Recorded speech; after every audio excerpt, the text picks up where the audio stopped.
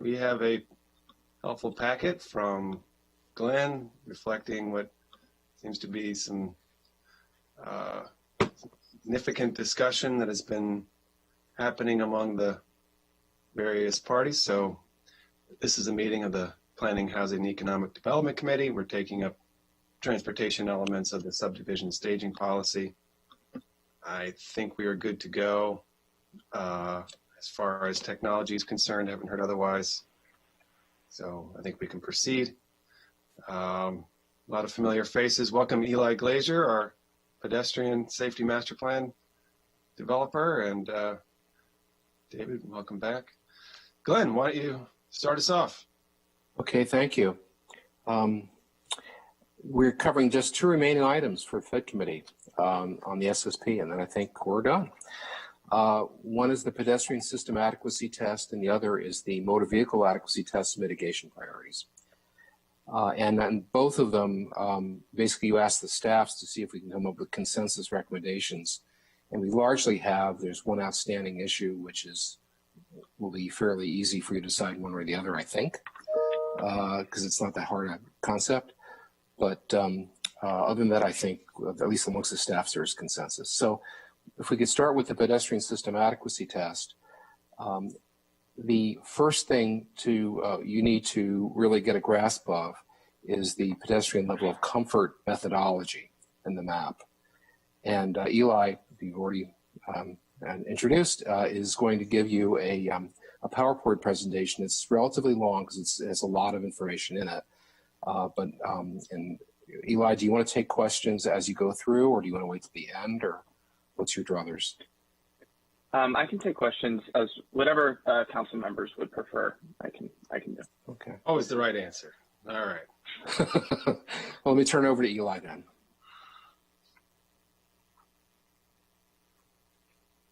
Eli's going to share the screen. There we go.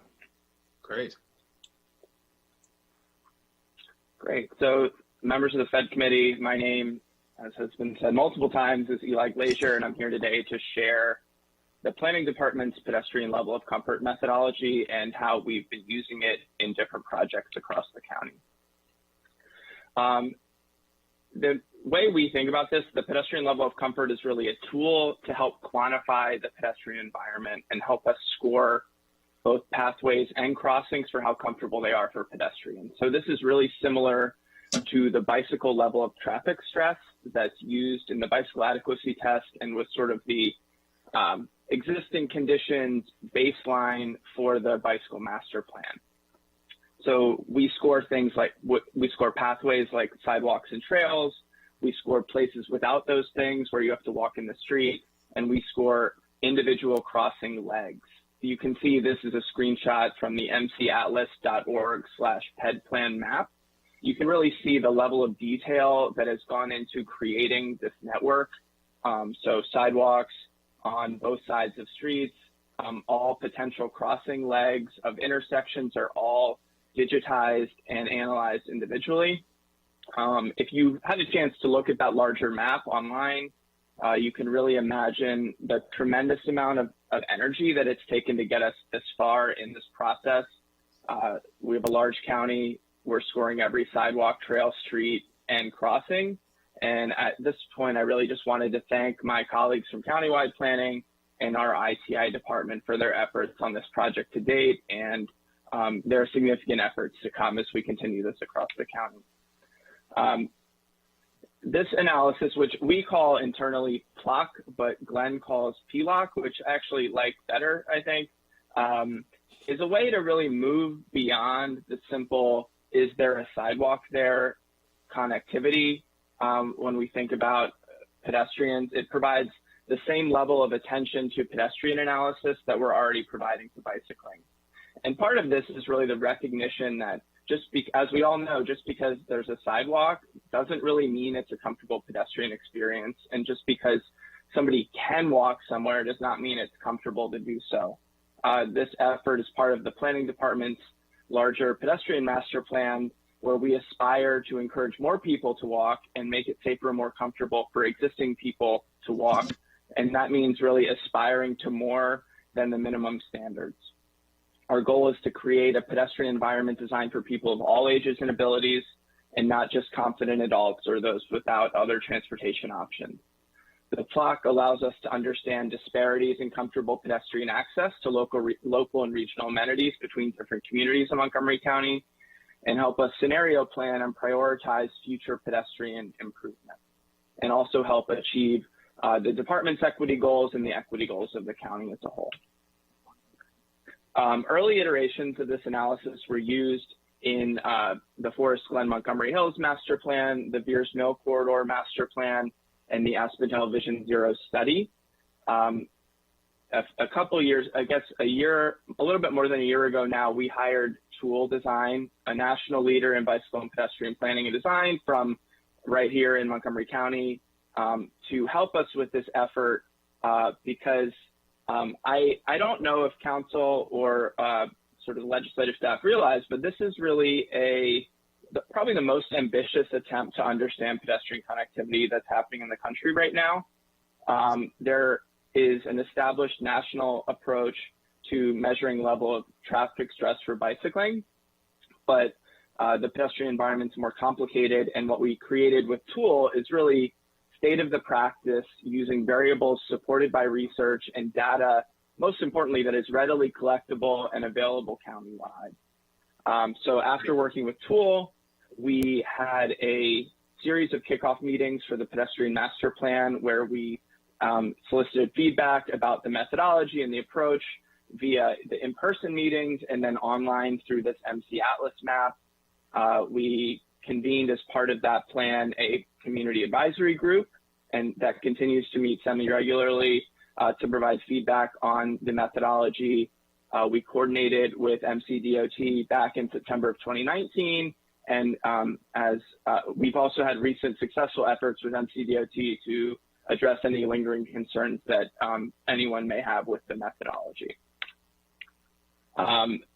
So this really is sort of the basics of the scoring methodology The level of comfort's divided into 4 main scoring levels, from very comfortable, which are pathways and crossings that are comfortable for people of all ages and abilities, down to undesirable, which are those places that pedestrians may use only with the utmost caution if there are no alternate routes or travel options. There are also half-point scores, so 1.5 and so on, which you can see in the methodology document, but the scores on the screen are really the main scores. And when we're visualizing the streets and crossings these scores are applied to, the way we're thinking about this at the planning department is really how children use the space. As you get more comfortable, we anticipate children being able to walk more independently.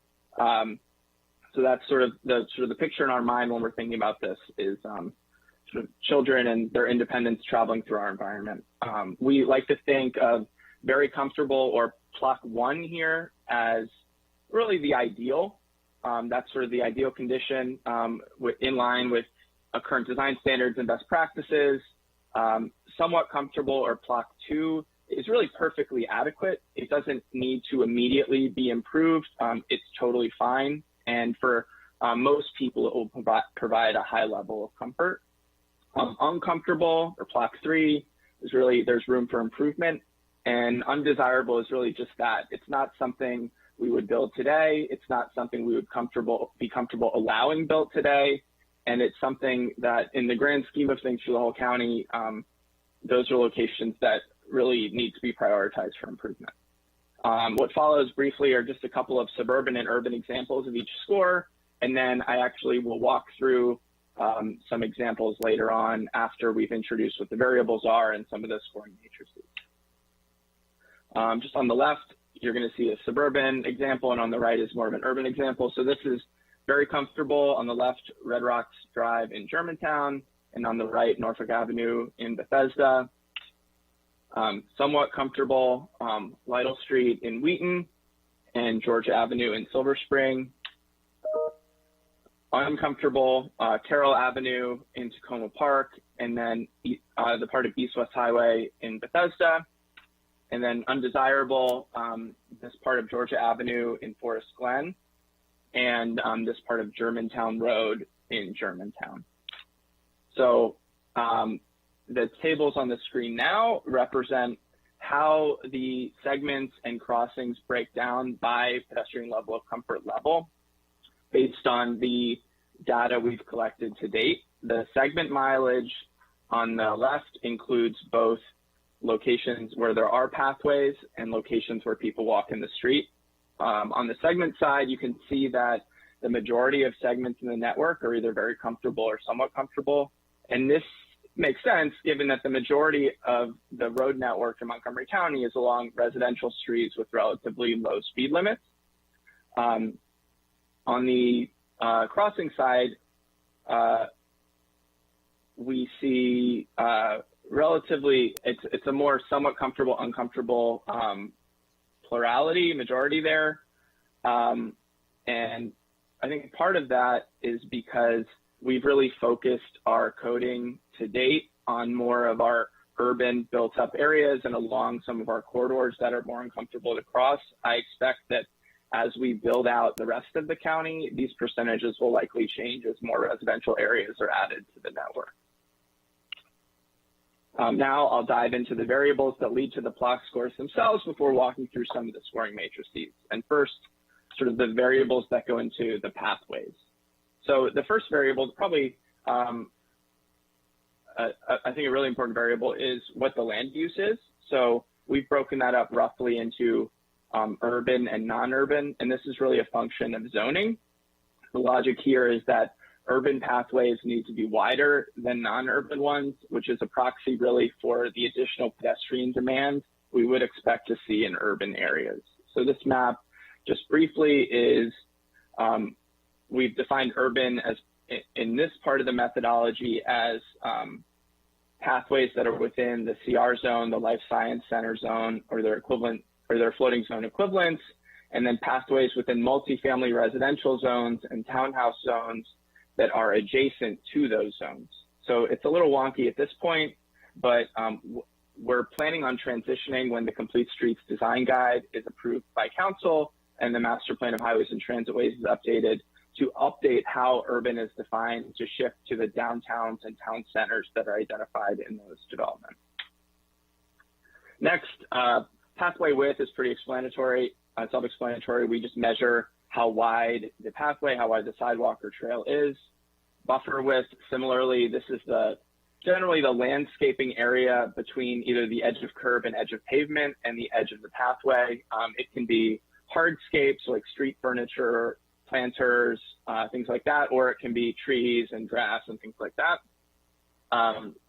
The posted speed limit is another variable that we're collecting.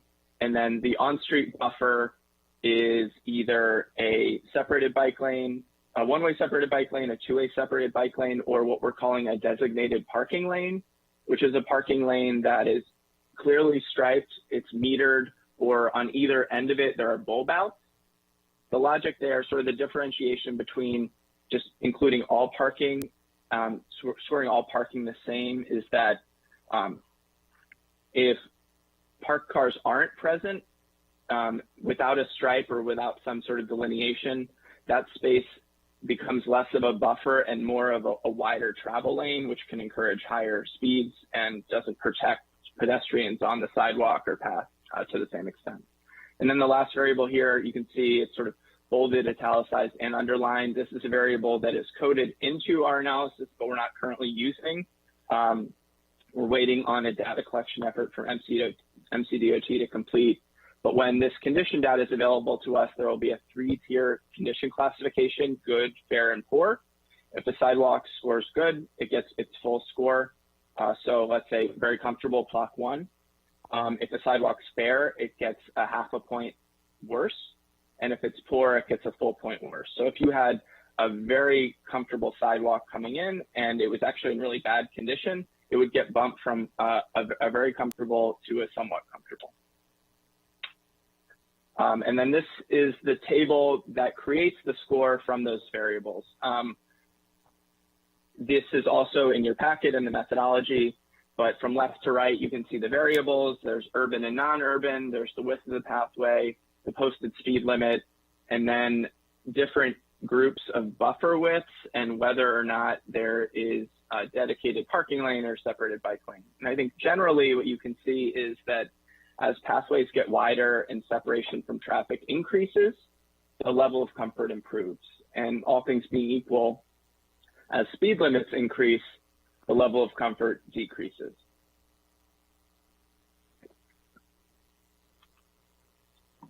As you may have noticed on that table, streets without pathways are scored differently. These are the variables. Similar, we use the same land use variable, the same posted speed limit variable. We have a variable that's called traffic level. It's not called traffic volume because that's not data that exists on every street in Montgomery County. What this traffic level variable really does is account for traffic volume by identifying those streets that logically carry less traffic. So these are streets like tertiary residential streets, residential cul-de-sacs that do not terminate in a parking lot, and those connector streets that are redundant to the larger street network. Maybe they only go between 2 blocks and they sort of terminate. So they don't actually carry that much traffic. Functional classification, so this is your primary residential, et cetera, and then whether or not there's on-street parking. And this is the table that goes along with that. You can see straight away on the right side of the table, any road without a dedicated space for pedestrians in an urban area automatically scores as undesirable. And then the score is really just a function of the speed limit and the functional classification and whether parking is allowed. So streets score more comfortable if the speed limit is lower, the functional class is lower, and parking is not allowed.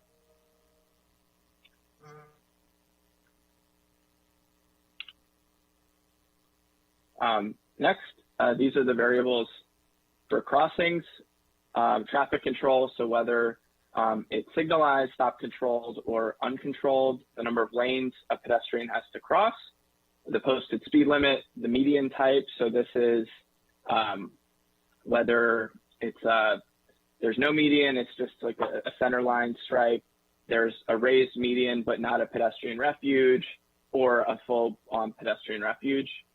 The crosswalk type, so whether it's an unmarked crosswalk, a standard marked crosswalk, or a high visibility crosswalk.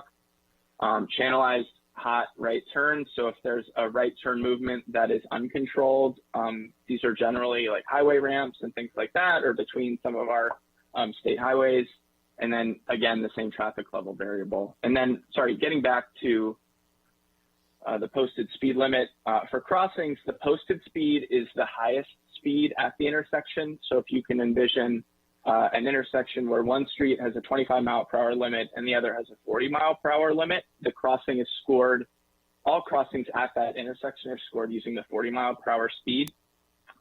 This is really, it's not because people turning from the higher speed street onto the lower speed street are carrying all of that speed onto the lower speed street, but rather that I think there's a perception that people are traveling faster onto the more minor streets from the major streets that affects comfort.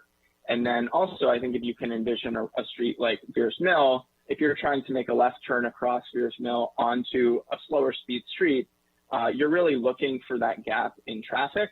You're not looking at people crossing parallel to Beers Mill as pedestrians. So you're going to shoot that gap in traffic, and then you may actually accelerate into the pedestrians once you've cleared the sort of vehicular part of the intersection. So this is just a way to sort of capture that to a certain extent. We also have, in addition to the raw crossing score above, there's the potential for up to 1 full point of score improvement if crossings include some of the following elements, like no right turn on red,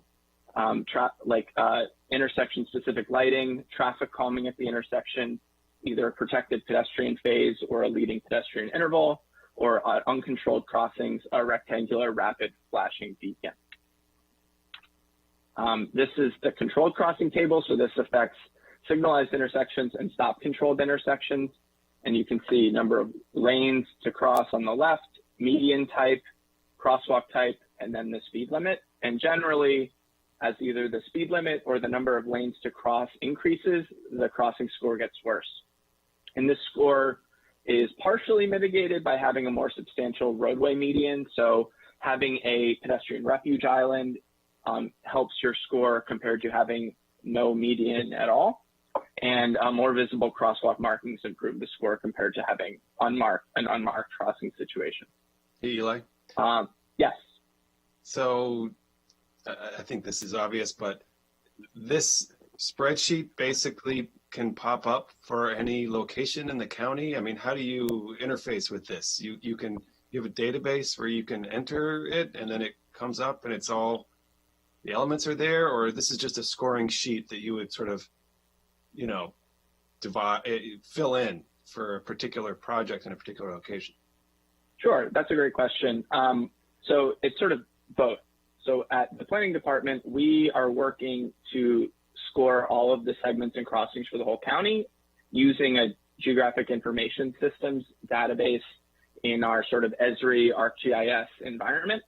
And we've written a script that essentially for every segment and crossing boils down all of these tables into what the score is given the characteristics of that segment or crossing. But from a development perspective, from an LATR perspective and a growth policy perspective, someone can look at this methodology, figure out, are they in an urban area? Are they in a non-urban area?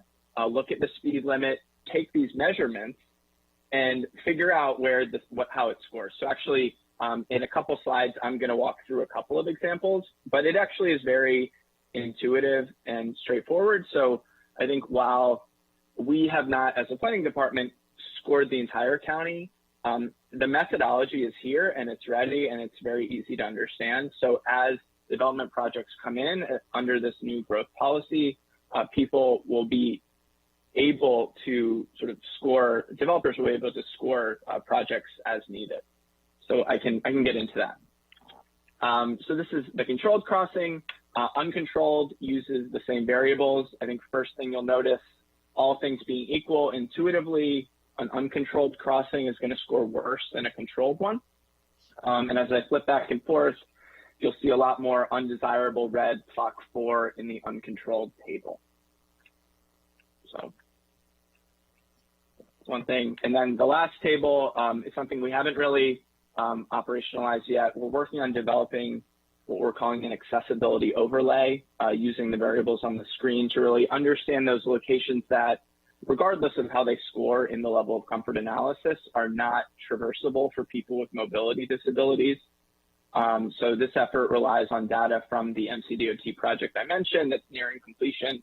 But at the end, when that project's complete, we'll have a better understanding of some of these Americans with Disabilities Act deficiencies in the sidewalk network in Montgomery County. So we'll be able to understand, well, this sidewalk scores a level of comfort 2, but it has a cross slope that's too severe or something like that. So it's actually not traversable safely for people with mobility concerns. So we'll be able to look at the network and sort of filter out those segments and those crossings that aren't accessible to create a better understanding of where sort of the all ages and abilities network in Montgomery County is.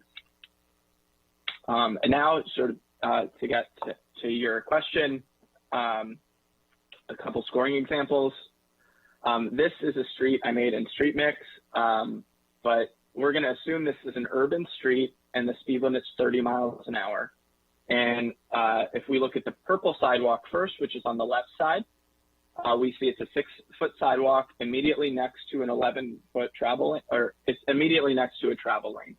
And when we put that in this table, we see that with no buffer and no parking lane or separated bike lane next to it, a 6-foot sidewalk at 30 miles per hour scores as undesirable. This is essentially, if you can envision walking on a 6-foot sidewalk and having a car drive past you within like 2 feet at 30 miles an hour, that's sort of what this experience would be like.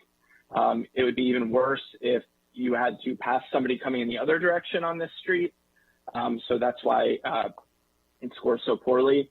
If we look at the green side, the right side, this is the same 6-foot sidewalk, but it has a 6-foot landscape buffer and then a designated parking lane. And we can see that because it has the buffer, it gets bumped to the right. and it has the parking lane, so it actually scores a 1, which is very comfortable. And I think that just intuitively, I think that makes a lot of sense. Are there any questions about this example, or how how easy it is to use something like this? And this is all from a GIS map. So you go to the map, you click on your location, and then this kind of unfolds. Is that basically right? If you go to the mcatlas.org/PHED plan map, and we have coded an area that you're interested in, you can click on segments and it will tell you what it scores and why it scores that way, correct? And if it hasn't been coded yet, then the developer will know and they'll do their own, what they think the answer is, but then ultimately it'll be up to the development review committee or the planning board. I suppose the planning board first to say what the idea is that if it hasn't been coded yet, we will code it. We're continuing to code this. But at the same time, if a project comes in that's not in an area that's been coded, I did this score. This is a simple cross-section. Cross-sections are obviously a normal part of any development application, and that information can be used to calculate what the level of comfort score is. Awesome. Great. The next one is just a similar example, but for a crossing. I will look at the green crossing this time. This is a signalized intersection. The highest speed limit at this intersection is 35 miles an hour. We see the green crosswalk is just a standard marked crosswalk, and there's 3 lanes to cross. So at 35 miles per hour, on the column, we go to 35. There's no median here. So it's a painted or no median. The number of lanes is 1 to 3, and then it's just a marked crosswalk. So this scores a 3 or an uncomfortable. And then when we look at the purple crosswalk on the south leg of the intersection, it shares some of the same characteristics. So it's still a marked crosswalk. The highest posted speed is still 35 miles per hour, but you're crossing a lot more lanes. You're crossing 7 lanes. And sort of to mitigate that a little bit, there's a raised median. So it's not a refuge island, so it's not someplace you can necessarily stand. But if you were waiting there, like if you crossed late or something and you got caught there, you could potentially use that median as protection, maybe. Take shelter behind the traffic sign that's sticking up. Exactly. Yeah. Do what you can in that situation. So I'm going to advance it, and you'll see that given the same 35 miles per hour, having more travel lanes to cross bumps up the score to an undesirable at this location. So that's really the scoring in a nutshell. I think what we're most excited about, getting beyond just the sort of visual and descriptive statistics that this allows us to do. Obviously, it allows us to say there are X miles of sidewalk in the county that score as very comfortable, et cetera, and we can look at what different parts of the county those sidewalks predominate in, things like that. But because this is a routable network in our geographic information systems, it's really a tool that we can use to do some pretty great data analysis, to do things like scenario planning and compare comfortable pedestrian connectivity between different places and track change in our network over time. So I'm going to go through a couple examples of that. We used an earlier version of PLOC to better understand park access in the Forest Glen Montgomery Hills plan. So you can see the circled area is a 300+ unit condo complex. And in the map on our left, the analysis found that using PLOC, that development, that community did not have comfortable access to parks along comfortable walking routes, even though it's right across Georgia Avenue from a park. So what we were able to do is put in some sort of long-term improvement recommendations and then rerun this analysis. And we found that where the sort of darker bluish green is the connectivity that exists today, the comfortable connectivity to parks. The lighter, sort of the cyanish color, is the area with some of these improvements that would get connectivity benefits and would now be able to access these things comfortably. So this is really just an example of a way that we can really help quantify the benefits of different improvements and help prioritize investments in ways that sort of help the most people access the most things or different things like that. Similarly, for the Purple Line Corridor Coalition, we did an analysis of comfortable pedestrian connectivity for each future Purple Line station in Montgomery County, and then looked at conditions at Purple Line opening, then to make recommendations to improve comfortable pedestrian connectivity. And we used the pedestrian level of comfort network to model trips from residences within a half a mile to their closest station. And in this case, comfortable connectivity was defined as the percentage of the total distance of all of these trips to the station that scored as either somewhat comfortable or very comfortable. So PLOC 1 or PLOC 2. And this is an example of sort of a conditions at Purple Line opening map from the Takoma Langley Transit Center. You can see, not unexpected, a lot of red undesirable along New Hampshire Avenue and University Boulevard, owing to the travel speed and the narrow sidewalk immediately next to sort of high-speed traffic. This plays out across the county. If you look at the level of comfort map that's online, predominantly the undesirable PLOC 4 roadways are state highways. And what our analysis found in the Takoma Langley area is that at the Purple Line opening, only 21% of the distance of the trips for people accessing that station would be comfortable. And we did a similar analysis for all of the stations in Montgomery County. This larger project also looked we were cognizant of sort of the equity emphasis areas within the Purple Line corridor area. And I think what we generally found is that central business districts have more comfortable pedestrian connectivity than more of the residential stations, which is likely owing to the fact that the stations in the residential areas tend to be on these state highways that score poorly using PLOC due to the higher speed and the narrow sidewalks without buffers. So this is sort of the existing conditions analysis that we did. And then in addition to access to specific destinations like parks and transit centers, we're beginning to explore sort of an area-wide pedestrian connectivity analysis. This graphic shows an analysis we did for the White Flint community, which uses the county's travel demand model to illustrate the demand for various segments of the pedestrian network with their with their relative comfort symbolized. So thicker lines are those segments that are used by pedestrians more often, according to sort of the inputs of the countywide travel demand model. So green lines are more comfortable than red lines. And while this is just an existing condition, an analysis like this allows us to potentially prioritize for improvement those uncomfortable segments that have the most pedestrian demand. So we're really making the best decisions about where our investments should go from a cost-benefit perspective. Moving forward, we plan to continue to use PLOC, including for alternatives analysis and mandatory referrals for the Silver Spring Downtown and Adjacent Communities Plan and for other sector plans, as well as for the Pedestrian Master Plan as a whole. So at this time, thank you again for this opportunity to share the work we're doing. We're really excited about it. We're really on the cutting edge of sort of understanding and quantifying the pedestrian environment. And just thanks again for the opportunity to share what we're doing. Wow, amazing! This is really exciting to see.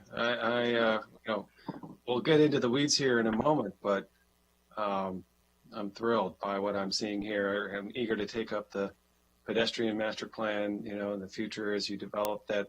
I recall when I started at the council, I wanted to do a pedestrian master plan.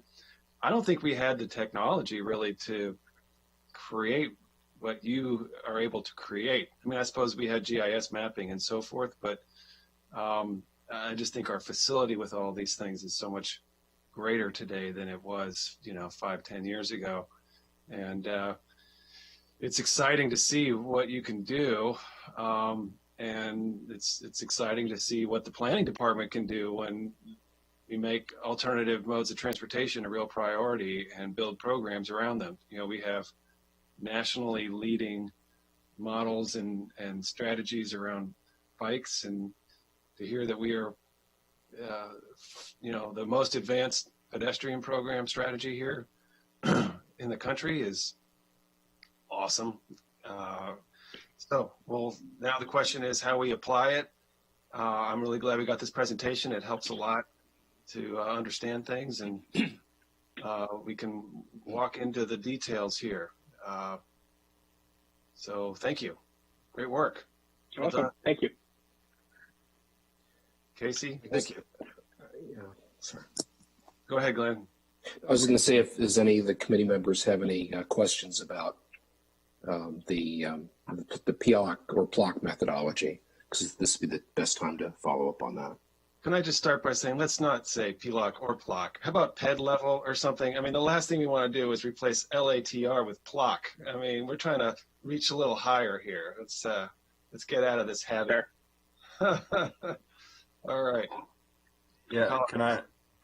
There he is. I didn't want to interrupt, but I just wanted to point out this presentation, I think, not only shows why this methodology is ready to go and why it should be incorporated into these LATR studies. I think it also shows why, when you consider the other question that's in front of you today about the mitigation priorities, why it is that these bike and pedestrian improvements really should get at least parity, if not preference, over the capacity improvements that have, are the more conventional type analysis that we've always done. Eli had said that this pedestrian map shows that we're now giving the kind of attention to pedestrians that we're giving to bicycles. Well, that's only been in the past year we've been giving it to bicycles. We spent the last half century lovingly, painstakingly documenting the conditions that are available to facilitate the movement of cars. We've only been doing this for bicycles, forget about pedestrians, for a year and a half. So we have a lot of catching up to do. And if we don't prioritize the mitigation for the bikes and pedestrians infrastructure, level of comfort, or whatever acronym you want to use, it's going to take us even more decades to close that gap. Absolutely. That is an issue that you sort of have to read between the lines, I think, in the council packet, but at no point does it say that these are creditable against the impact tax, I think. But we'll ask Glenn to, bring that issue out as we proceed here. Okay, Andrew. Okay. Yeah, I'll leave the PLOC PHED level naming to you and to others, but I do agree that we want this to be accessible to people to understand what it actually means. So we should be getting out of the acronym business in government, I think, because it turns people off and confuses people and turns people away. And we want to make these types of conversations and these types of issues as clear and approachable as possible, because we want people to be part of policy. So I agree with that sentiment, but I'll yield the details to you on that. I'm really excited about, sorry. Oh, I just wanted to agree with you. I actually sent this packet over to the Commission on People with Disabilities last night. And as I was reading it through, I was like, on the one hand, this is great. On the other hand, commission members are going to read this and they're going to say, wait, what? Like LATR, all this stuff. I don't know what this is about. And I know it's complex, but to your point, we want to make this as accessible as we can. So everywhere we can replace an acronym with a real word that means something to people, we ought to do it. Yeah, totally agree with that. And I think, the exciting part of this is that it is so technical, that it is so data driven, that we do have a basis for this. I mean, we've been talking about these issues and talking about Vision Zero, but we haven't had, I think the meat, behind some of those policies, because we haven't had as much data as we would like. And now we have, scientific confirmation of what we already know, what every resident already knows when they walk on so many of these streets and try to cross, try to get to the bus, try to get to, drop their kids off at school. I mean, people feel these things, they know these things, and to have some type of quantifiable data is such an important part of policymaking, to actually reflect in numbers the way people feel, the way they act, and what they actually want. So I'm just really excited about this project and this effort. I remember meeting with Jason and Eli many moons ago, it feels like, a world ago about this project. We've been talking about similar efforts to this since almost the day I joined the council. We did a downtown Bethesda walk talking about pedestrian safety and these exact issues. We didn't have the data, so we just went out anecdotally with business leaders and resident community leaders and county agencies and just walked it and said, let's walk through these intersections, let's walk on these streets and fix the problems that were there. And we saw that, but we can't walk with community leaders and county agencies every stretch of road and every intersection enough to be able to do that. And so to be able to, kind of have that same idea, but in a more quantifiable and organized mechanism like this is just absolutely invaluable. And I think will actually allow us to begin turning our rhetoric into reality when it comes to pedestrian safety and when it comes to Vision Zero. We've made some ambitious goals, and we have not moved nearly as quickly as any of us would want in order to do that. So I do think there's some context. This is about context, because when it comes to transportation infrastructure, context is everything. A quarter mile in an urban area and a quarter mile in a suburban area are very different in terms of whether or not you'd be comfortable walking, whether or not you even think to get into your car or not. And so I think we need to, discuss that and have that part of the conversation as we move forward. And it does seem like we are ready to have those conversations, thanks to all the work that planning has done on this. And the last thing that I will say, when we talk about placemaking, placemaking has nothing to do with cars. So, some people are in their cars in order to get to places, but placemaking is about people, and it's almost exclusively about how people feel as they're moving about, and largely pedestrian. So, as we talk about the type of, urban, livable, walkable, accessible communities, as we talk about placemaking, as we talk about the type of economic development and community building that we want, this to me is at the center of those conversations and is absolutely central to being able to pull off what we all know we want. So I'm really excited about this and just wanted to thank you all in planning for all of your terrific work here. And I really do look forward to working together with DOT and planning and the council moving forward to fulfill what we want and build the type of community that I think we all know that we need. Super. Yeah, I would just add, thank you, Mr. Glazer. I think my friend Ellie Collison, from I do, yeah. An avid biker, so I wanted to mention that. Used to work with her. And thank you for this. This is great. I was thinking about, I'm sure all of us, to Councilmember Friesen's point, as you were doing the walking, one of the last slides where whether it's comfortable or not to walk, I was immediately transported to some of the streets in the county where, actually, first one I thought about was Randolph Road, where you didn't really model this, but where you have people going like 60 miles an hour, and there's a very small sidewalk, and you can literally, you can feel the wind, like it moves you when you're walking by, and it's just so dangerous, for people to. The speed limit obviously isn't 60; it's more like 40. But how people go faster than the speed limit, obviously. So I really appreciate the work, and this is going to be extremely helpful as we're trying to design, safer that balance and prioritize, keeping pedestrians and bikers safe. So thank you for doing this. I'm excited about it, and it's great work. Thank you. All right. Jason? Yeah, if I could just real quickly, I wanted to thank the committee for the comments. As you can imagine, you all know that I love data, and this is a project that I'm particularly proud of. As Councilmember Friedson said, we've talked about this in the past, and I think it's great the work that Eli and his team have been doing. And I love how accessible it really is, because we do have it on this map, and people can go out there and they can see and say, look, yes, this is exactly what my experience is when I walk from here to the metro station or from here to the shopping center. But just also the idea that this is so this can so easily be applied to real life policy making decisions and things that we're really doing. This is not academic. It's not an academic exercise, right? And just, we're talking with MCPS about being able to do the same type of analysis we did around the Purple Line stations around each of their schools, so we can understand how safe and how comfortable is the walk to each school. And this can be used in so many different ways that can help prioritize the decisions that we make in our master plan efforts, and that DOT makes in their efforts, and that MCPS even that they do in their things. This is something that can be used by a lot of different county agencies, and so we're really looking forward to pushing this out.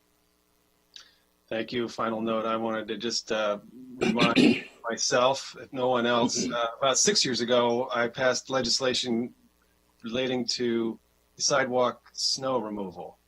And one of the requirements of that legislation was to create a countywide inventory of the sidewalks that could be used in a GIS system.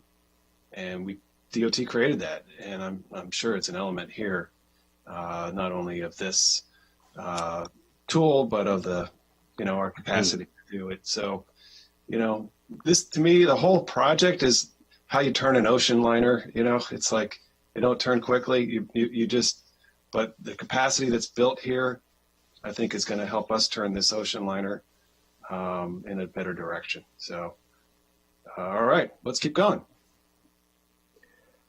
Okay, a couple of things before we get into the PHED test. First of all, the methodology that Eli presented to you, actually over the course last week and a half, DOT had a lot of comments, mostly minor, having to do with the methodology, and we had one really extensive meeting going through a lot of the details, and there was a consensus after that as terms of what the methodology should look like. And so you see that reflected in what's in the packet today in terms of the methodology. It reflects that.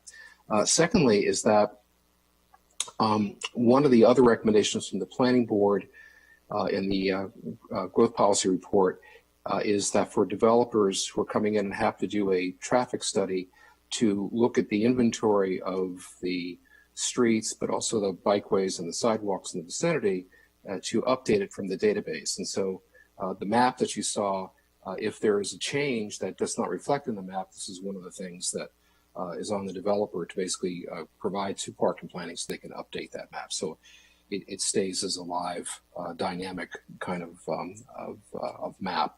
The map itself really won't be completed until sometime this summer, but as they pointed out, the methodology already exists. So if a development application comes in an area where the map hasn't been developed, it's not very difficult to put the data on the map for that particular area. So it would work. Okay, if we go now into the pedestrian system adequacy test, we actually had a test for the last 4 years. It started in 2016 as part of the LATR, Local Area Transportation Review. It was really two parts. First of all, it only applied to developments where there were 50 or more pedestrian trips, not person trips, but pedestrian trips.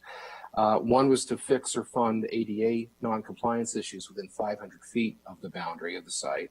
And the other is to assure there's an average of 40 seconds of crosswalk pedestrian delay. It wasn't more than that at those intersections within 500 feet of the boundary. The planning board this time around said we should continue that, but only until we can replace it with a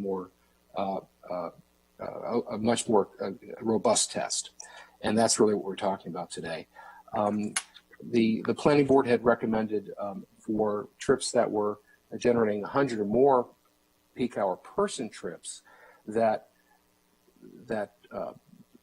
walkways, sidewalks within 500 feet have to be either comfortable or somewhat comfortable. So in Eli's presentation, it's a 1 or a 2, not a 3 or a 4. And wherever there was a sidewalk within that area that isn't a 1 or a 2, the developer would need to pay to bring those sidewalks up to that scale. And a new element to the test that's proposed by the planning board is that street lighting in that same walkshed area needs to also be upgraded to DOT standards. So there may not be street lights and is far apart or even on the street at all. And if there's needs to be an upgraded sidewalk there, it also needs to have street lighting.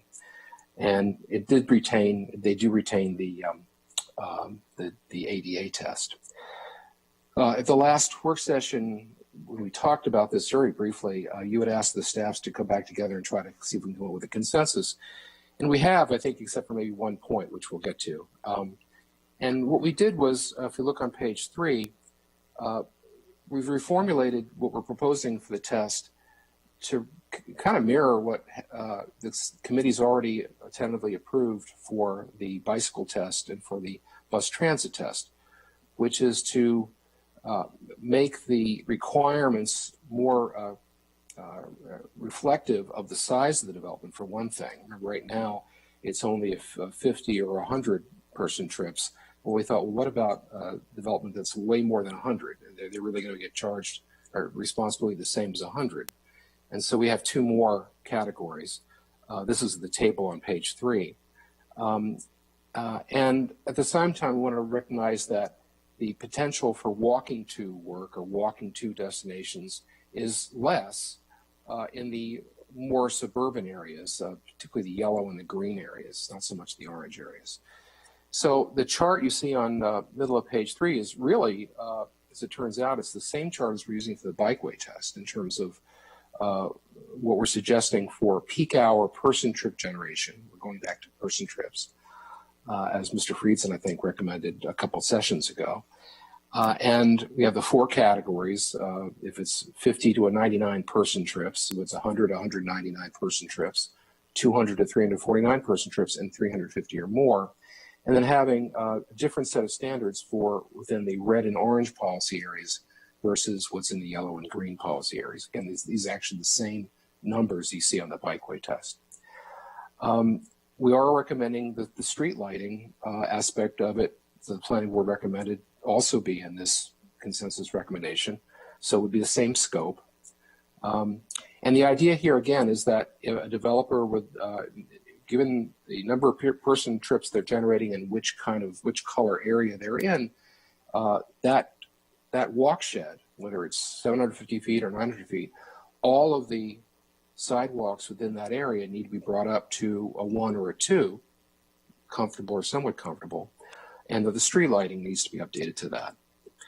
For ADA compliance, we felt that was, well, one more point on the sidewalks and the street lighting. We thought there ought to be a limit on what the developer has to do, because unlike the bicycle test, we said these are the radii that you need to look at for improvements.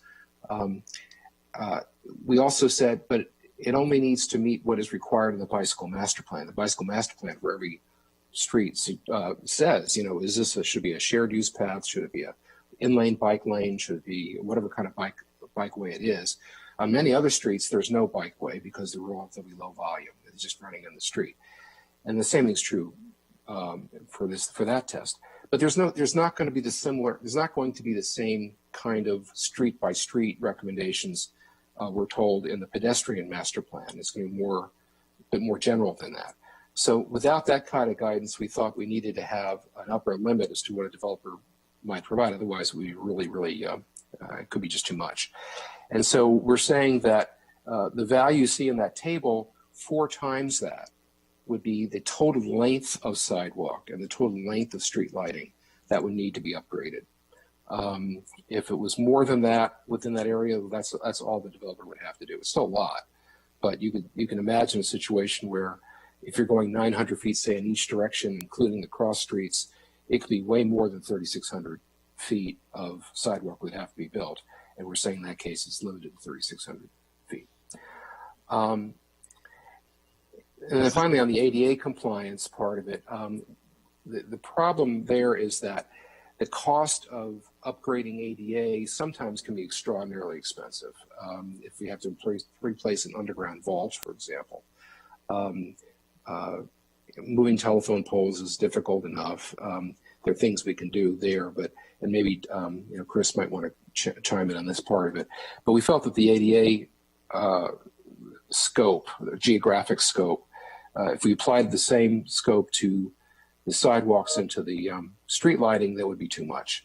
So we're saying there that the walkshed should be half of the table that you see shown. So if you're 100 to 199 peak hour person trips and you're a red and orange policy area, you look not 750 feet around, you look 375 feet around. And in terms of a limit, we basically are saying that the value in that table is the limit. So in that case, they wouldn't have to do more than 750 feet worth of ADA improvements in that area.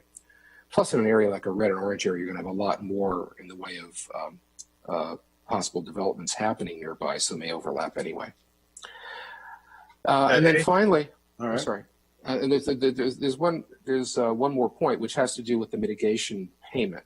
You recall in the bikeway test, bicycle system test, and the bus transit test, and we'll talk about the motor vehicle test in a few minutes, but in that test as well, if DOT and Park and Planning, the Planning Board, agree that all or usually part of what is required just isn't feasible for any one of a number of reasons, that they would allow a developer to make a mitigation payment reasonably related to what the cost would have been for what he or she doesn't have to do anymore. And that money is supposed to be, in this particular case, needs to be spent on sidewalks, street lighting, ADA improvements. It may not be within this radius, maybe somewhere else within the policy area, but not nearby.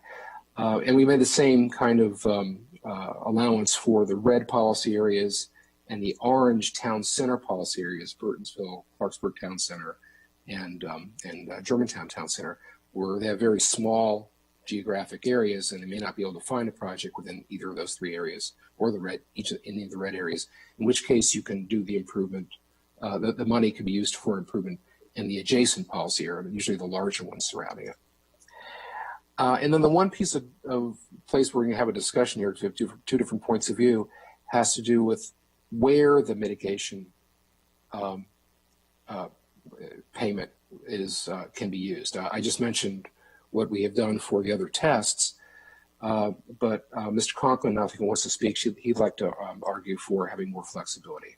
All right. Well, before we get to that, let's have the time to talk about everything up until that point. Okay. So, I mean, I have some sort of threshold questions. First of all, on the comments made about ADA and needing to have a narrower scope, you commented that the changes that are likely needed for ADA are far more substantial than changes for pedestrian level of comfort. Is that what you basically are saying? Yeah. And then I wanted to ask you to explain that, but then also to hear from DOT. I think, the government's responsibility is to provide ADA accessible transportation infrastructure. So if there's a project going in an area and, it's important that there's a segment or a connection that needs to be upgraded, that we're saying it's not reasonable to say that specific development has to pay for everything, then the county government has to step in. I mean, when we deem it's a higher priority, then it needs to get done. And so I can imagine there could be some discomfort with the idea that we wouldn't be doing the full job for ADA. That's not really what you're saying. I think you're saying that it's so expensive that any one specific development project likely can't bear that expense. And so we would need to, if we're going to have it, we would need to have the county do it. So can you talk about that? But also generally, downtown Bethesda, we've had this street, sort of intended about for sidewalk capital budget item that we haven't been able to spend for years because it costs $10 million to do 2 blocks of sidewalk, because you know the history better, but that's a little different, but I can talk about that. How does relocating utilities and storm drains come into play? Or are we really talking about simpler fixes here that are, maybe there's room to just widen the sidewalk or make a safer crossing, and that's not a. We can take those in different order. Let's say the first part having to do with ADA first, and we'll come back to the streetscaping. One comment, and then I want to turn it over to Chris. Just the ADA test that we're suggesting now is more aggressive than what is required in the SSP now. It's still a much broader scope. It's just not as big a growth as the sidewalk and bus street line. And Chris, could you talk about some of the issues having to do with ADA? I sure can. Just to be clear, if somebody's required to build new facility as a result of this test, then it needs to meet the ADA requirements. So you don't get to do something new that doesn't meet what our current standards are. So I think that fear can be put aside. There's been the ADA test since the last SP in 2016. And what we were finding is that there is a significant disproportionality between what an individual project was required to do and what the issues that were discovered are. And we established some informal guidance that DRC has been using that identifies those things that need to be addressed at different distances from the project. So on the project frontage itself, you need to reach that full compliance with all issues. As you get a little bit further away, there are some issues that are disproportionately significant, like an underground electric vault that may have an impact on the slope or evenness of the surface. And it's kind of beyond the scale of what we would expect a development project to address, much like you mentioned. But other things still need to be addressed, like trip hazards, like cross slope, things like that. So, and there's a declining expectation as you get further from the actual area that the project would impact. And what's proposed here is to sort of take that informal guidance and to make it a little bit more specific by having those distances identified in this table. We still may find some of those issues crop up and need to find a way to deal with it, but nonetheless, the type of measurement and the type of improvements is very different from having an available and comfortable facility versus one that is strictly compliant with all of the cross slope, deflection, and other criteria that are in ADA. And you're right, Councilmember Reamer, we have two ways that these are addressed. When there are major rehabilitation projects, then the county goes and is required to make the facilities compliant under those conditions. And we have specific programs, ADA compliance being one of them, but also traffic signals, sidewalk, and others that fund activities to bring the general infrastructure into compliance with ADA. So the issue here is not to give short shrift to the ADA needs. It is to make sure that we have some proportionality between what a private entity is doing and what they should be responsible for versus the overall needs in an area. And that's a theme that's consistent across all of these tests. And to address the other point, Mr. Reamer, the streetscaping improvement you're referring to is the Bethesda streetscaping project, which was in the CIP for many years and really didn't ever move forward, and is now no longer there.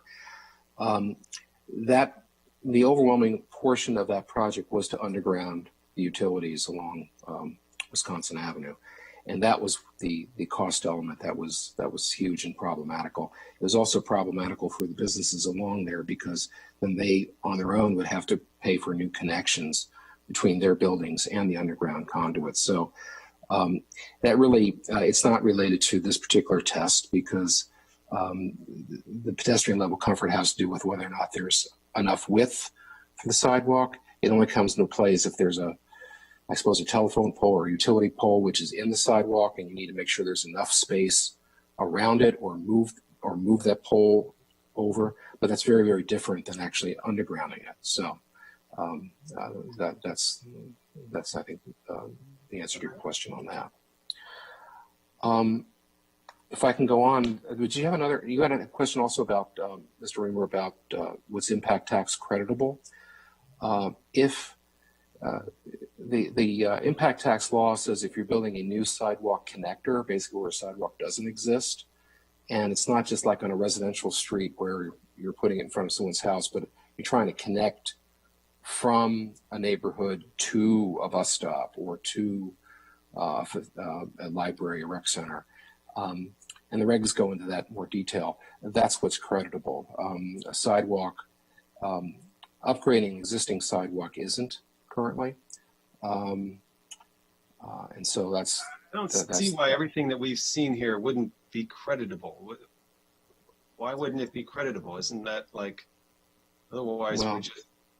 Well, this is a little bit like the issue. The DOT had an amendment with the GO committee, I guess, having to do with what's the definition of capacity for a roadway. If it's talking about widening a roadway from 20 to 24 feet, but it doesn't add any lanes, you really haven't added capacity. The pedestrian level of comfort is that. It's level of comfort. It's really not so much about capacity. And so that's why, at least I would argue, it's really not. It's not impact tax credit. What I'm sort of getting at is, I think we're talking now about a much different level of effort. You know, I think in the past, the level of effort for pedestrian and bike facilities was minimal. The capacity increases were substantial, and so we felt like it was only fair to make them creditable. Now we're talking about making the pedestrian and bike facilities really substantial, I think. And so I think there's a basic fairness question that arises as to why wouldn't they also be creditable? And everything I've seen, you know, in these maps, as I sort of envision how a development might proceed, it feels to me like that's precisely what we're doing, is we are ameliorating the impact of the, well, I don't know if we're ameliorating the impact of the development as much as we're leveraging the impact of the development. You know, development's coming in, we're charging them a bunch of money, and we're using that to benefit the community. Yeah. You know, we're trying to benefit the whole area. Why isn't that precisely the definition of an impact tax? You know, again, impact tax is based on capacity. And why? bikeways. Why? Because that's the impact of that development on the need for if you're generating auto trips, if you're generating bike trips, and there's no bikeway. Let's take the bike example. You create a bikeway, that is creditable. Or inadequate bikeways. Or inadequate. No. Well, this is where maybe we need a broader discussion of this. But depending how much you expand what this means, it can make a huge difference fiscally in terms of how much money the county has to be able to do other things. Because obviously, every time you put out a credit, that's less money available to the county to actually do something. All right. So it's a dollar for dollar. Understood. Andrew wants to speak. I'm going to turn to him, but before I do, I think we've got to have a focused discussion of this, and I think we need you and we need the planning and DOT to prepare some kind of special content here for us that lays this out, because I don't think we want to. I think we have to address it. I think there's a very strong case that I would like to better understand, that a lot or all of this should be creditable. And the full council is going to grind to a halt on this issue if we don't have it clearly laid out in front of us, and people can choose. But to your point, you're raising a big concern about the fiscal impact. We need to see it on paper. Like, we got to see this issue laid out on paper, you know, very transparently, so that we can make a good decision, you know, that's well informed. Okay. I'll just say that's going to be really, we'll try, but it's going to be very, very hard to do, because we're talking about then opening this up to elude any improvement to a road, which doesn't add lanes, but makes it a bit wider. The amendment that you actually, the committee, the GO committee, I guess it was, approved as part of this package. Understood. It's complicated. And it's really sort of a GO issue, I should say that, but it's obviously in the end a full council issue. That's what I'm getting at. Is it's coming to full council. I think we need some information here. I know it's complicated. It doesn't mean that, and I tend to find with these things that if you chop away at it, you find that there's something that you can move forward with, and we just haven't started chopping away at this issue as much as I think. Really Okay. Okay, we'll do. Andrew wanted to. I'm sorry. Well, a couple things. First of all, it is an interesting situation to me because, on the one hand, I do think that in normal circumstances, this is about capacity, and that is true for schools. We don't want somebody to build a garden at a school and have that creditable against school impact taxes, because school impact taxes is about school capacity. The ability for the students being generated based on data and formulas that we've set, being able to be housed in schools. Similar for cars. Capacity is a very obvious, very easy thing to do. But capacity when it comes to pedestrian safety and pedestrian facilities is capacity, because we know the whole point of the exercise that we just spent an hour and 15 minutes going through is the fact that pedestrians don't use unsafe facilities in high numbers. And we have to get out of this completely outdated standard that the state, we've been pushing the state to change through the MUTCD. I know we're getting out of the acronyms, but the idea that if there's not enough people who cross, then we are not going to put pedestrian facilities there, and it becomes a chicken and an egg because people don't cross at that particular area because they don't want to die, and it's unsafe. And they don't want to put their life into their hands when they cross the street. And if we decided and made this same standard, then we wouldn't build bridges across the bay or across waterways because not enough people swim there. And that is the standard that we have used for decades and decades and decades, that we have worked really hard to get out of. And I'm a little uncomfortable. We talk about this is about comfort. Even that standard pedestrian level of comfort is, I think, almost a diminishing concept, because it's the comfort level by its virtue is an adequacy test.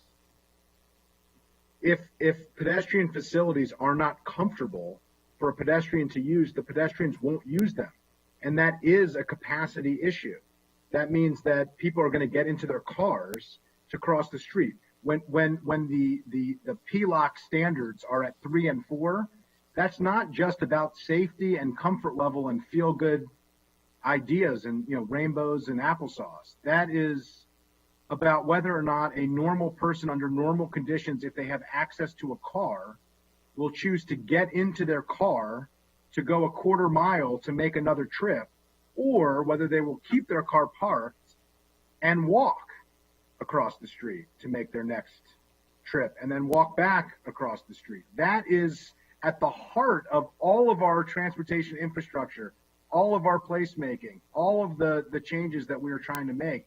And so I just don't think that we should throw all of that away because we're caught in a definition that is outdated based on our priorities and our current policies. So I think we need to be careful of that.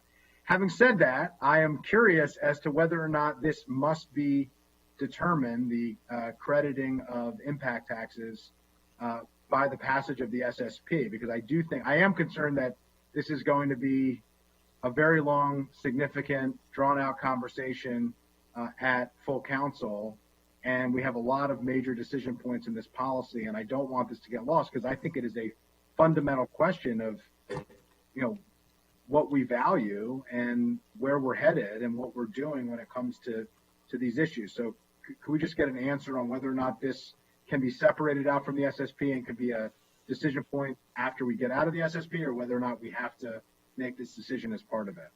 It's not part of the SSP, but it is part of the impact tax law. So if you want to include some kind of provision or change to the credit provision for the transportation impact tax, if you want to do it now, you need to do it as part of the same discussions we're going to have in the next couple of work sessions. If you want to save it for a future change to the law, sooner than later, in terms of having that discussion, you can do that. It would take a separate bill to do that. But you do have the impact tax bill in front of you now.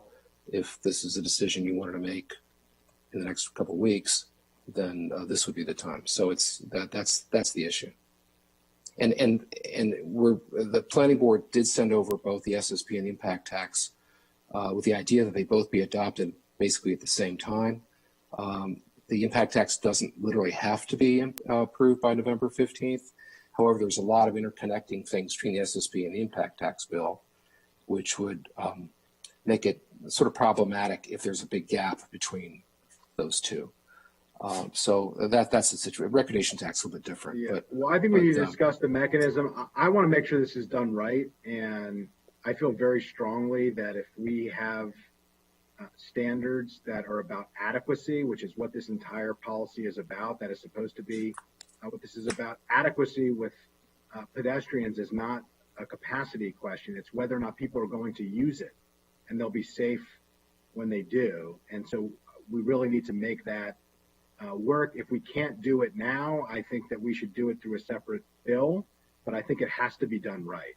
And it has to reflect all of the priorities and other policies that we have made, because to me, it is not consistent to say that expanding a road for cars is creditable, but making a facility safer and more usable and more likely to be used by pedestrians is not. That is totally outside every other policy that we have when it comes to Vision Zero, shared streets, and all the other progress that we're trying to make. And I don't think we'll ever, we saw the majority of intersections in the county are inadequate. That's what we saw earlier today. We saw the fact that a little under half of the roads are considered adequate, and the vast majority of those are in neighborhoods and not in the heavily traveled and trafficked areas of the county, which disproportionately are inadequate because they were built so long ago. If we don't create policies that actually help us move the needle, I think we're going to be in real trouble. But I want to make sure we do this the right way. And so if it needs to be in a separate bill, I'd be okay with that. But I'd rather we not do something that will be counter to all of our other goals and that we'll regret moving forward. So I'm open to others of what they think. I mean, ultimately, this might be more of a geo question than a Fed question. It's related, so maybe it's not even a decision point for today. But since I serve on that committee too, I'll put my points out there. Thank you. Okay. One other thought on that, another possibility, but we'll talk about this some more, is what will follow from the Bill 3820, the impact tax law, is the executive branch, most certainly, as they usually do, put out revised executive regs. And so there's already a sidewalk connector definition in the law, but what does that mean could be in the regs, and that wouldn't require introducing another bill. It just matters the executive sending over a reg, and then you can go back and forth with the executive on that. But we'll talk some more about that. There is one, again, the one, at least amongst the staffs, there's one point of disagreement, which has to do with the geographic scope of where to spend the money if it's a mitigation payment. The first point would be that the developer is supposed to make these improvements. If he or she cannot make these improvements, if DOT and planning board agree that it's not feasible to do so, then there's a mitigation payment and there's agreement as to what kinds of improvements would need to be done for this. But where should the money be spent? Again, the proposal in the other two tests, as well as this one up to this point, would be that if you're in that it can be spent anywhere else within that policy area. But for the small policy areas, which are the red ones and the orange town center ones, you could use it in an adjacent larger policy area. However, Chris has a point of view he'd like to put forward, and then you choose one or the other. Yeah, and I've been trying to use my Zoom manners, so there's a few other things that I didn't interrupt when conversations. Oh, sorry. Which is fine, but I wanted to talk a little bit about the methodology. Obviously we're supportive of these types of analytical approaches and are excited to see this used in the plan. And when this was introduced, our concern is that the details of this weren't known and it hasn't really been tested, but the plan is the vehicle through which the planning department is testing this tool and will be able to refine it. So we think this is a really positive development, and we just want to be sure that the methodology isn't the plan and the methodology isn't the standard, but the methodology informs both the plan and assessment of the standard. The standard is really to have adequate pedestrian facilities. This is a tool that we now have that can help us understand that, but the language that Glenn has talked about that allows a payment in lieu of an improvement, I think is the essential component for us if we find for some reason that the methodology is presenting us a result that we can't address or is for some other reason not in the public interest to pursue. So that's, I think, really positive. And I do want to congratulate the planning department on advancing this tool and using this as a foundation for the PHED master plan, which is a very unique undertaking. On the impact tax issues, it is extremely complex, both in terms of how it's assembled and how it's administered. And there are some disconnects, as Councilmember Friedson and Reamer have suggested, between the priorities on the types of investment we want to make and the way that credits are allowed.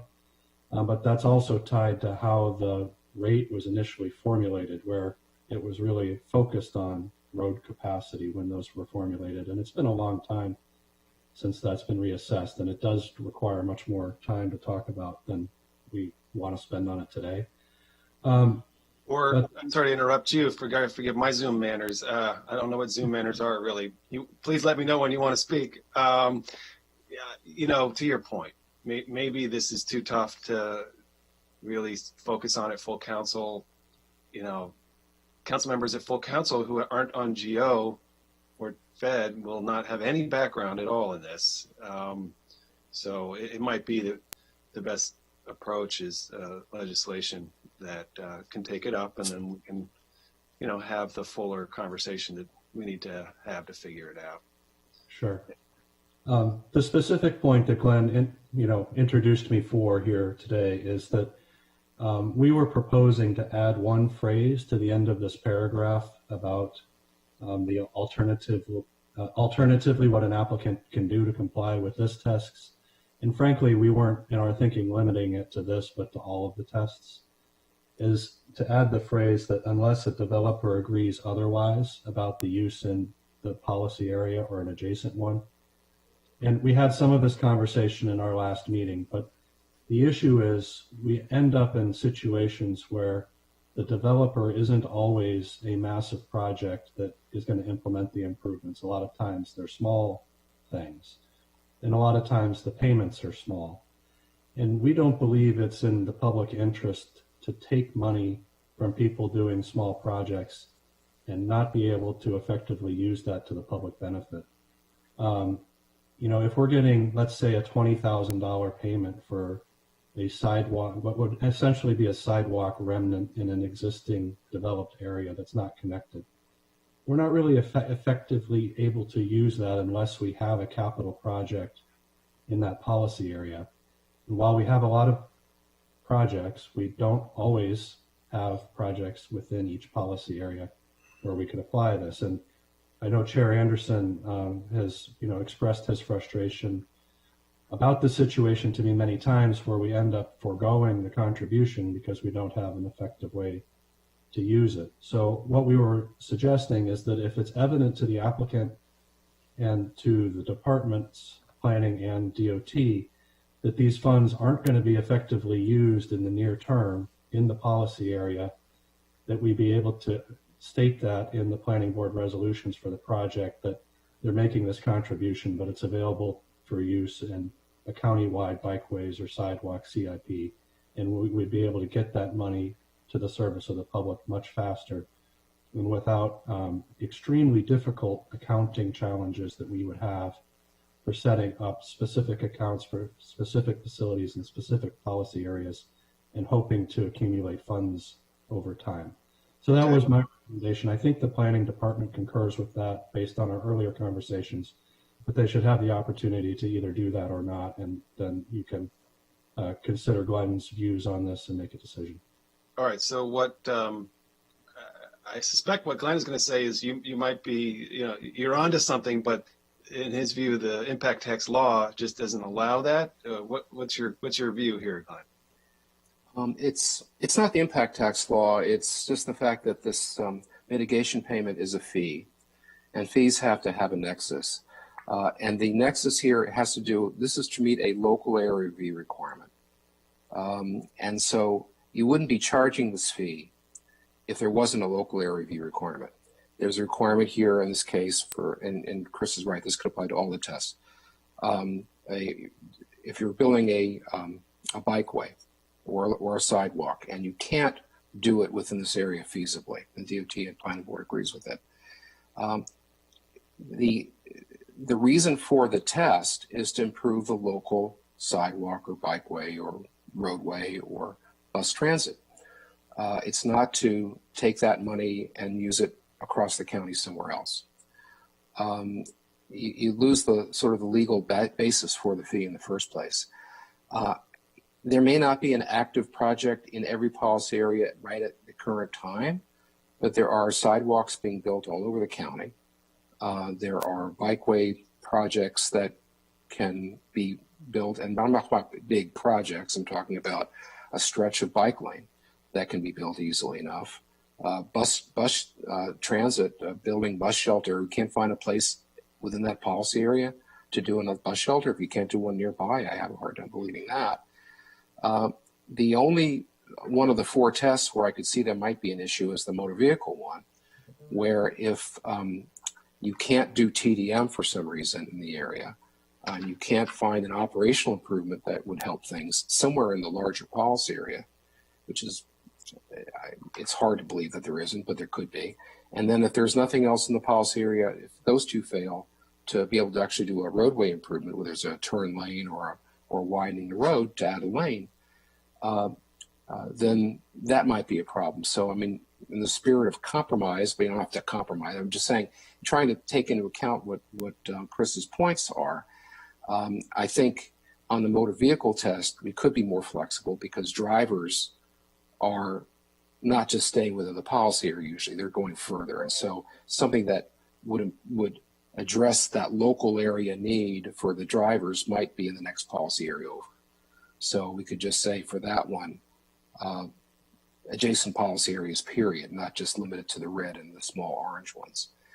But I think it's a legal question here as to whether or not we can really use a mitigation on something which is supposed to be local for something completely somewhere else entirely.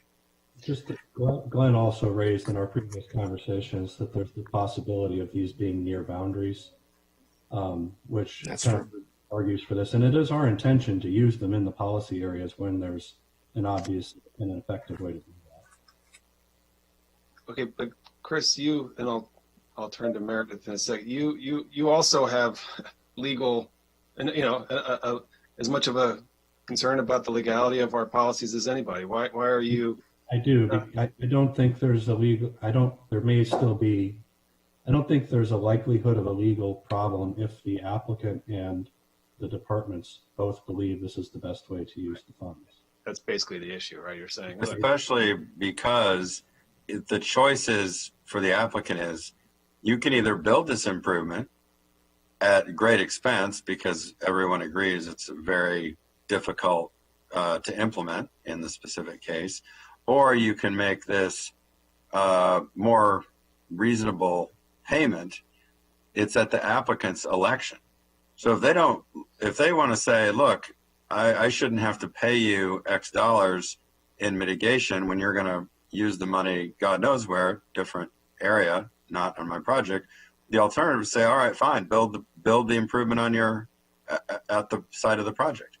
And it's very rare, I think, that, well, I don't want to say it's rare, but it's a more unusual case that the project, that it cannot be implemented at or near the site. Usually it's more often a situation where it would be very expensive because you got to avoid trees or you've got to deal with stormwater facilities or whatever the situation is. So everybody agrees, look, this is impractical because it would just cost so much to build this sidewalk or whatever the improvement is at this location. It's not typically the situation that everybody says, well, that's impossible. So if the choice is given to the applicant, look, if you don't want to make the payment on the theory that it's not going to be of any benefit to the immediate vicinity, fine. We're not going to insist on that, but then you get to build it. So I think that's the reason why, at least I think, there's not really a nexus problem here because this is at the applicant's election. They always have the choice, or almost always have the choice to build it right there. All right. Well, I'm inclined to agree with DOT and planning here, but let's hear what, and I want to know what that language would be, I guess. The language Meredith wanted to comment. Sorry, Meredith. Yes, thank you. Well, I agree with everyone. I do want to say, as Chairman Anderson said, at the planning board, this was a routine thing. When the developer went forward under the optional method, the developer agreed to make improvements, sidewalk improvements, streetlight improvements that went beyond his own property. And in agreeing to the application at the time of approval, then there's not a nexus problem, because the nexus issue is if the developer wants to argue that this is a taking, an unfair taking, and once he agrees to it, we don't have that issue. So it's a very simple solution to something that really is a problem when you have these tiny amounts of money that really it's very difficult to use. It becomes more expensive to do all the paperwork than it is to get the contribution.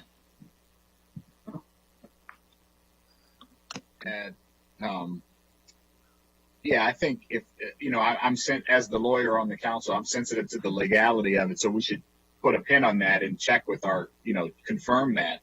But as it's described to me, it seems to make a lot of sense to allow for DOT to use that money as opposed to leaving it on the table for some other improvement. Again, as long as we've adequately, which I know the test would require, determined that the improvement can't be made, right? And that's step one, correct, Mr. Conklin? Yeah, that's correct. Not made or not desired at this time, because sometimes they're so limited that they don't provide the public benefit and are just a maintenance burden for the owner and for the DOT. Okay. So yeah, I think we should check that. I'd be comfortable moving forward now, but just by the time we get to full council, if we could just confirm that there's no actual legal issue. But it seems fine to me to move forward in that with that proposal. Chris, could you repeat the language again, just so everybody? The language that we had talked about is just at the very end of that paragraph, adding the phrase, unless the developer agrees otherwise.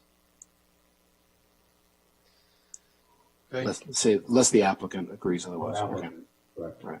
Andrew, reckless scofflaw that you must be as a. So, I'm sympathetic to Dr. Orland's point here, and I do think that funding should go to the places where it's being requested when it comes to, these types of mitigation payments. However, I do understand where DOT is coming from, that you don't want, issues that have happened in the past, not just here, but elsewhere, where you have small payments that are sitting in an account that can't be deployed because there isn't an appropriate project to use them. So I don't see it as much as a legal issue. To me, it's more of a policy consistency issue, but I think we're willing to overlook that on this. If the applicant is agreeing to it, the only person who would argue that it is not fair or reasonable or an appropriate application of the payment would be the person who's agreeing to not do it in that fashion. So I would have a hard time seeing that it would be a legal problem, but I, unlike Councilmember Jawando, am not a lawyer, so I'm the first to say that. I don't even play a lawyer on Zoom, so happy to go along with where the consensus here. I don't see that there's much of an issue, but I do agree with some of the points that Dr. Orland has made. I want to make sure that we are addressing the impact for the communities that are impacted, and we have to be sensitive to that as well. Okay. So I guess where we are is how do you, as amended, how do you concur with the staff's recommendation for the consensus staff's recommendation on the pedestrian adequacy test? I think we do. Any comments? Without objection. Without objection. No order. Very good. Okay. Good. I'm glad we got here. This was a big one. I think we used our deadline effectively. Sorry for the last minute, run down field, but we scored a touchdown here. So that's great. Well done. And we will change the other tests as well, the bicycle test, the bus transit test, and the motor vehicle test to reflect the same change that you just made about the flexibility. Okay, the second issue today and last is the motor vehicle adequacy test, mitigation priorities. The planning board says that all of these 4 tests need to be met, but then they go on to say for the motor vehicle test, the top priority is to meet that test is TDM. The second priority is payment in lieu of mitigation, essentially what we've been talking about. The third is intersection operational improvements. What we mean by that are changing in signal timing, lane assignments. The example I gave last time, the one in Bethesda, for example, going southbound on Rockville Pike at Jones Bridge Road, where in most of the day there's a single left turn lane, but during PM peak, the next lane over is also made a left turn lane. To be able to have that kind of change, to be able to maximize capacity without having to build anything. And then the last priority would be roadway capacity improvements, including intersection improvements, adding a turn lane or adding a through lane. My concern that I raised at the time, still have it, is that if it's left in this priority, then it's very unlikely the developer would ever build anything or even do operational improvements, because they go right to the payment in lieu of mitigation, pay and go, and they don't have to be bothered with the rest. And I think that's a disservice to the driving public, which today and even in the far future build out will represent 60 to 75% or even 80%, depending where you are, of those who are commuting. So we had a follow-up conversation amongst the staffs, did the same kind of bunch of guys and gals sitting around a table kind of thing, virtually. The planning staff took the first crack, and then we worked on it some more, and we came up with a recommendation, which is on the bottom of page, or most of page 5, which mechanically does one thing, which is it eliminates the section on mitigation priorities, which is TL 5, but merges that information into TL 2.2, which is the motor vehicle system adequacy test. You're putting it all in one place. That makes a lot of sense, because you want to have all the rules in one place.